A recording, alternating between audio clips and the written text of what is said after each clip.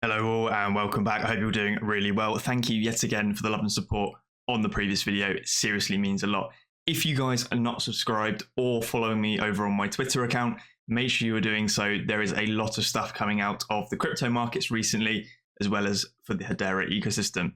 Anyway, let's jump straight into this as there is some more news to cover for not only cryptocurrencies, but for Hedera. If we take a look at the crypto fear and greed index, we are back in that territorial low of extreme fear at a 6. As we have discussed on previous videos, this is typically a good time to average into those positions and build larger positions as a potential buying opportunity. When we're in that extreme greed zone, that is typically when we are due for a correction. Obviously, as well, at a 6, we are in unprecedented territory. The fear and greed index has actually never been this low for cryptocurrencies across the board. This could mean one of two things. We are either beginning to solidify this new low. We have unfortunately come back down past the previous cycle low, cycle high, and we could see further pain towards the downside, or we traverse this plane for a little while now as we go into a larger crypto winter, and then we will see some green return to the board at a later date, months or even years away. What actually happened over the weekend was, as I alluded to in my previous video, I did mention that we could potentially have seen a small relief rally where we did have a little bit of green across the board Thursday, Friday, and then the weekend was going to be pretty bad for the markets in general. That appears to have played out just in that manner. Bitcoin now sitting at £15,500.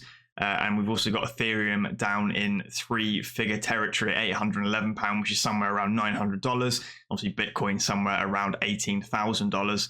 And the rest of the markets have obviously taken a bit of a tumble with that as well. Global crypto market cap is now just £677 billion. Well below the £1 trillion or $1 trillion mark. We have lost an awful lot of market cap. However, that being said, this is not a specific incident tied to crypto in general. The equities markets as well have been performing incredibly poorly since the beginning of the year. This is a global macro sort of phase we're entering where majority of investments are performing really badly due to the current economic climate of high levels of inflation and aggressive monetary policy, increasing interest rates across the board. There aren't very many places at the moment that investors can park their money to return some effective alpha and expected return above the risk-free rate. As the risk-free rate, i.e. interest rates and bonds and treasury or T-bills, continue to increase due to that underlying interest rate, they will de-risk their portfolios and move serious amounts of capital across into that because it is a protective stance, particularly if the economist fears of a recession come to fruition over the next couple of months. We will know by the end of the year whether we are in a recession or not. And it's looking more and more likely as time passes on. Some interesting tweets here about Bitcoin, though. Americans do own 30% of the global Bitcoin and cryptocurrency market, according to Goldman Sachs. 50% of the Bitcoin supply at the moment, so that 19 million coins roughly in circulation, are actually in a loss. So that is all of those that have picked up those coins at higher prices are now in a losing position. So it's not just you or me, we're all in losing positions unless you had seriously early entry points from years past. Interesting tweet there as well from Nicholas Merton. No one's paying attention to the fact that Bitcoin and Ethereum are getting crushed while altcoins have a neutral or have been neutral or up over the last 6 days, yet the macro-driven downturn.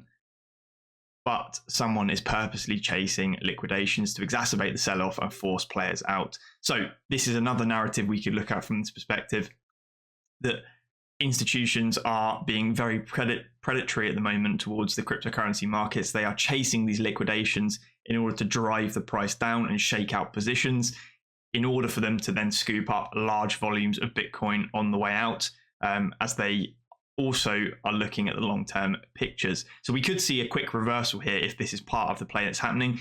I think this is one of the elements that's obviously driving the cryptocurrency markets down, and in particular Bitcoin, chasing liquidations, but also we have got undeniable macro effects at play on the market that are also driving the prices down. Of course, my position does not change on this whatsoever. I'm still continuing to dollar cost average into those positions, as well as build new positions throughout this crypto winter/bear market. I am a long-term player in these markets. You should be aware of that from all my videos. I look at the macro perspective. I'm not interested in intraday swings or even short-term swings on these projects. In fact, I see this retracement as a fantastic opportunity to pick up crypto at prices you would never have potentially thought that you would ever see again. Cast your minds back if you were involved in these markets in 2017 or 2018, and you may have left the markets and then returned in 2020. You would have been kicking yourself that you weren't averaging in during those slump years. That is what I am here to take advantage of. Of course, you guys need to work out whether that is part of your game plan or whether you don't have the stomach to survive the market effectively. And of course, that's completely fine. It's all a personal decision as to whether you want to stay invested in these markets or whether you have a long-term vision. Interesting tweet here again from Plan B. Currently 2 perspectives on Bitcoin as well as the wider crypto markets, I suppose. The left is a chart showing Bitcoin is a bubble, a Ponzi that will go to zero, serious amount of volatility to the upside, and then a massive crash to the downside. The right-hand chart there is Bitcoin rising exponentially with great volatility. Note that the 2 charts are actually exactly the same data, but perspective matters. One is zoomed in on the axis and shows a violent drop to the downside. The other here on the right hand side is zoomed out, looking at the wider time frame to where it's come from years past in 2012 all the way up to where we are today, and it just looks like a blip. This is the same if you go on any equities chart like the S&P 500 or the Dow Jones index, and you zoom in or zoom out on the charts. You can quite easily manipulate what you see based on where you zoom in. You could look at a 15% crash and it looks like the bottom's about to fall out, or you zoom out on the longer time frame and everything looks like it's a minor blip in the scale of things. Hashtag log scale, yes indeed. No linearity here. Right, let's jump across to some Hedera news, sorry. So, major announcement here from Saucerswap. The Source airdrop goes live tomorrow, which is actually today right now. We will commence the airdrop in batches of 25 accounts starting at 10 a.m. Eastern time. I believe that's 3 p.m. BST, British Summer Time, for any of you watching from the UK. Make sure that you have the Source token associated with the ID 0.0.731861. Hopefully all of you guys will have that token associated. Obviously, if you purchase some of the NFTs or you've been claiming Source from the faucet, that will be associated. Please also bear in mind this airdrop is for those that did purchase those NFTs way back when, before the snapshot was taken. So don't be expecting an airdrop if you didn't hold or own any of those NFTs before the snapshot was taken. Hopefully we also see some more announcements come out of Saucerswap. They seriously appear to be ramping up. They've had some more Ask Me Anythings over on their Discord server, and they'd always stated that once the airdrop went live, they would be very, very close to launch. So we may see a secondary DEX live on Hedera over the coming weeks. And obviously that ties up again as well with STADER, Hedera, and that staking 406 hit proposal. Hedera is coming along in leaps and bounds when it comes to the decentralized finance aspect of its ecosystem. Talking about that, the Hbar Foundation has obviously partnered with Zuse Market. I covered that in the previous video. A big congratulations to Zuse Market here, the number 12 NFT marketplace on DApp radar in the last 24 hours.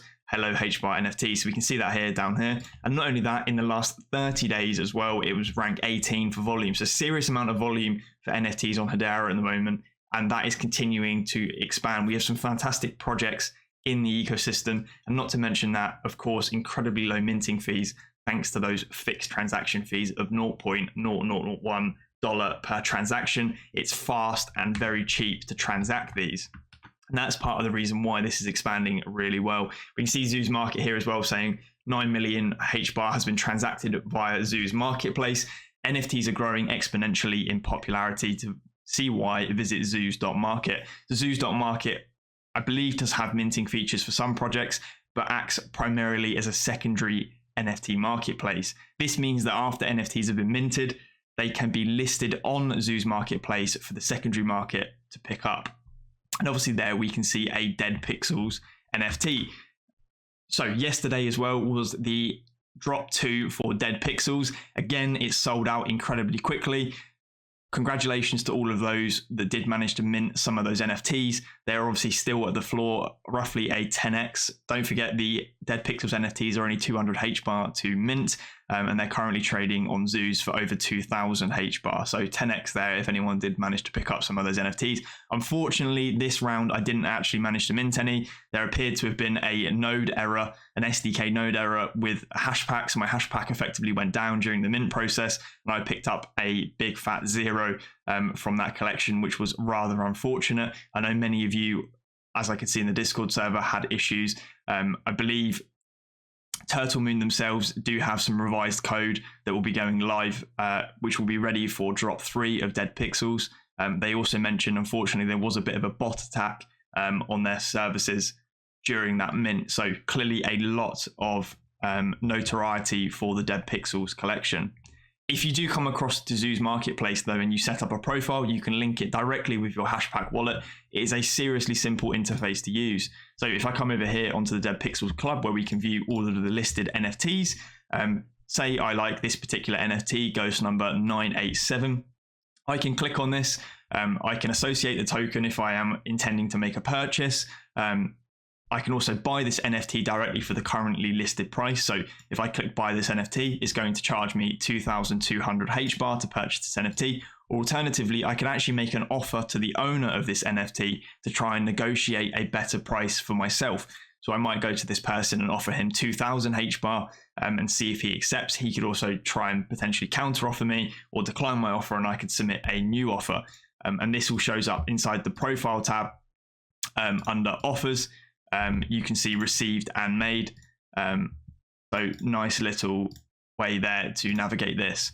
Of course, there's another project on here that I actually wanted to quickly mention, as it ties into the next section that I will cover, and this is CREAMIES. So CREAMIES is another NFT collection. There is some utility to these NFTs. I think is if you buy 5 of these NFTs, you can convert them into a master CREAMIES. I believe this is a master one here, which is a much more rare NFT project. The reason I'm talking about this project is because another CREAMIES have just released their CREAMIES.space page, and there's some other tools in here which are quite interesting. Now, if you own one of the CREAMIES NFTs, you can actually claim Cream every 24 hours, 100 Cream tokens. Now, what can you do with these Cream tokens? Bearing in mind they are HTS tokens. They have just released their Cream games. Now, for any of those of you that have used PancakeSwap in the past, you know there were some small games on there like predict features, etc. Of course, this is gambling, so make sure that you are completely aware of what you are doing. These are gambling games, essentially. However, you can do coin flips and cream rolls using those Cream tokens that you get from the NFTs. You can also pick these tokens up from any of the DEXs built on top of Hedera. So interesting thing we're seeing here with a bit of a development on the Hedera ecosystem, and cool that these NFTs have a small amount of utility to enable you to claim some Cream tokens every 24 hours to then use in these Creamery games. Interesting take, and these are expanding at quite a rate. They of course have got a Twitter account and a Discord server, so if you are interested to learn more, make sure you go over there and check those guys out.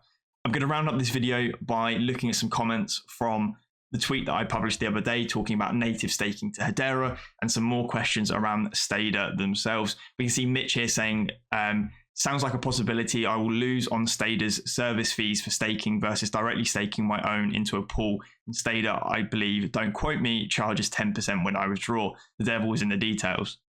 So he's tagged me in this to just talk about it. I did reply. However, what actually happened with STADER is STADER were allocated, I believe it was 50 million Hbar from the Hbar Foundation to distribute as rewards. Covered that many times, and that is why the APYs are so high.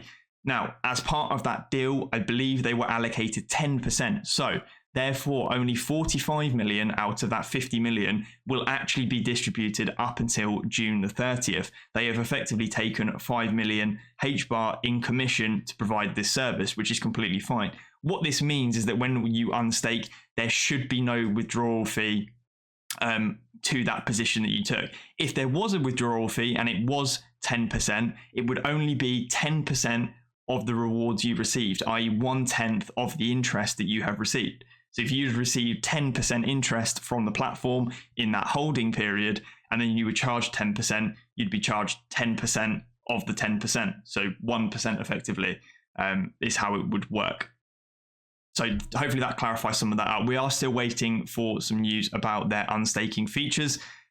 I believe it should still go live in June, as they had mentioned, and in that call I had with 𝗟𝗚𝗙𝗏, which is obviously available on the channel, they were looking to go live in June for V2. Of course, they were ensuring that the audits were completed successfully and working as 100% intended. They do not want to have any scope for things going wrong, which is 100% agreeable. We want to make sure that every product and project launched on Hedera is safe and easy to use for all of the users involved. We do not want an ecosystem where stuff gets half-assed and pushed out and causes issues for the end users. Seriously important stuff. Anyway, guys, hopefully you enjoyed this video. As I mentioned, leave a like if you enjoyed it. Drop a comment if you've got something to say. I do try and reply to as many of them as I possibly can. I'm always more than willing to interact with you guys. That being said, I'll catch you in the next one. Cheers.